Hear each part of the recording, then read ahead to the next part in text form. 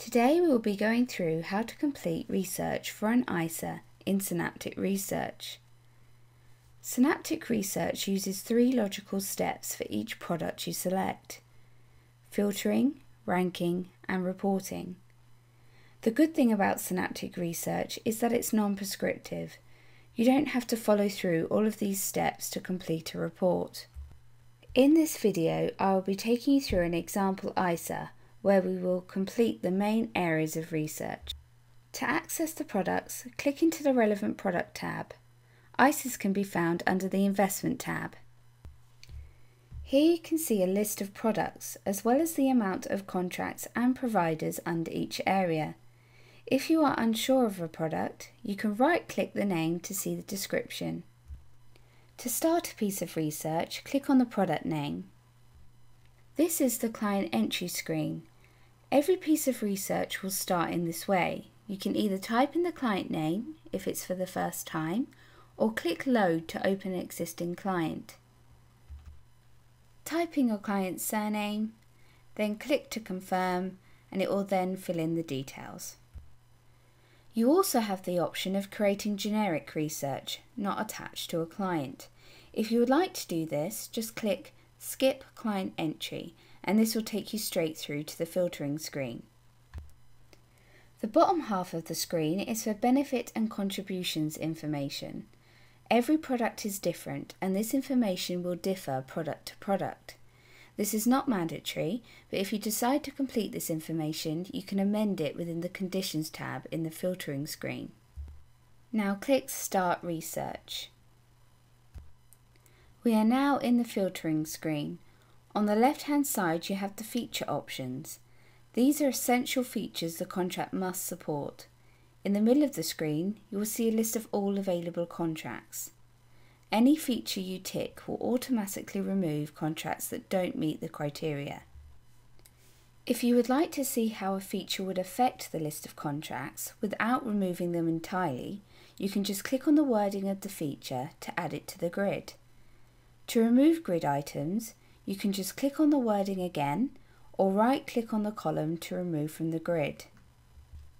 Once you have selected the features you need, you can then move on to the next tab, Sectors. Here you can select either FE Global or AI, ABI, AIC sectors.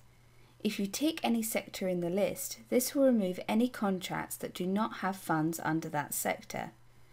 As with most areas of the system, this is optional. If you would like to see if there are funds available under a contract, you can add these to the grid too. We then have the Conditions tab. The data within these tabs will differ product to product. You can click on the wording to add information to the grid, and you can also use the filters to the right of the condition. There are 3 options in the drop-down. You can either select more than or equals to, less than or equals to, or equals to. You can then add information to the field to start filtering your contracts down. It may be best to add the condition to the grid first before filtering so you can see the data held within the field. For example, I would like the minimum monthly contribution to be less than or equals to £50.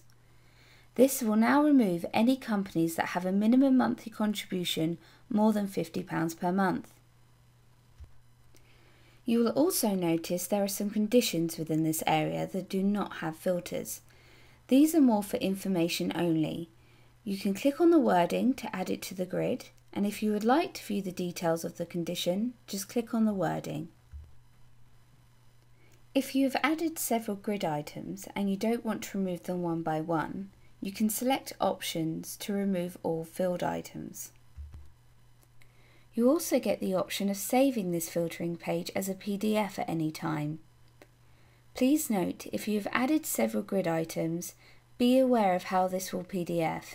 If you have added too many items, it may run off the page. Moving on to the Stats tab, for an ISA we don't have many options under here. You will see, dependent on the product or fund area, there may be more options. For an ISA we have linked funds and sectors. You can add them to the grid, and you can use these as a filter also. If you would like to see an audit trail of what you have selected so far, click on Audit Trail on the bottom left.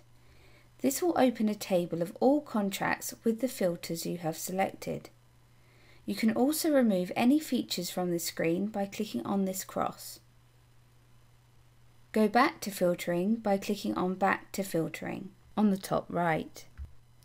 Finally, on this left-hand side we have the PP tab. This is purely for sectors and seeing some basic past performance data. Just click on the sector and you will get some past performance filters. We have now completed all the essential features, conditions and stats for our ISA. Before moving on to the ranking area, the second point of our research, I will explain some of the other tools and options you have on the filtering screen. On the top right we have the comparison area. This is really helpful if you've whittled your contracts down to less than 10 and you would like to view all the data against each policy. You can select some more options under the Choose Information to Display. It will add all the remaining contracts at the top of the table. You'll then be able to see all their features, conditions and stats details, as well as any provider notes on the left-hand side. This is a great way to view all of the contract details all in one place. You can also PDF this screen.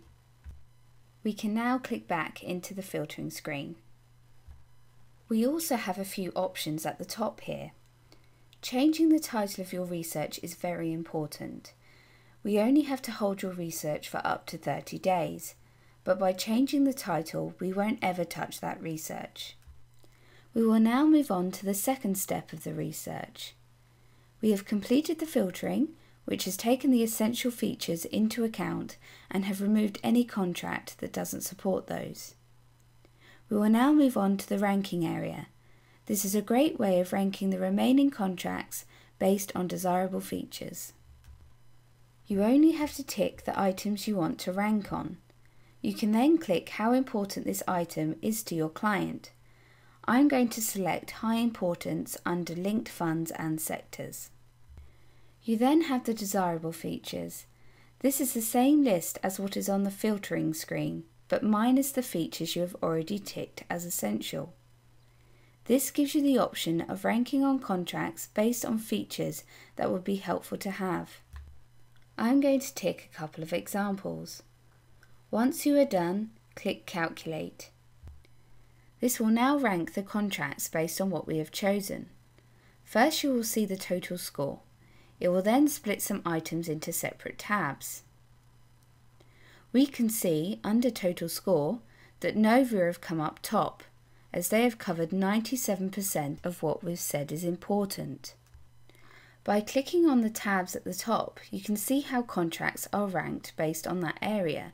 For example, linked funds. 7 Investment have come up top as they have over 6,500 funds linked to their contract. You can PDF this page and it will split all the graphs separately for you. As with all PDFs in Synaptic Research, it is important to save these. Synaptic does not save reports on the software. Next we have the final step of the process, reporting. We have completed our filtering and ranking and now know which contract we are going to recommend. Just click on the contract to select. The second step is the report template. You can either create a standard research report, which will open up within Synaptic and will summarise all the information you have selected on the research, or you could choose Research Report, which opens up in Word. It will summarise the same data, but gives you the option of getting your client to sign at the bottom of the report. If you are looking for a suitability report, you will need to select Standard Report. This will give you some merge fields to complete. It will then generate the report and will complete all the data you have filled in. Some fields will need to be amended. These are highlighted in red. Please note, as explained earlier, it is important to save reports to your machine, as Synaptic Research do not save these. As our data is refreshed every 2 weeks, if you have forgotten to save your report, the data may have changed since you first recommended the contract. It will also date stamp it with the new date you generated it.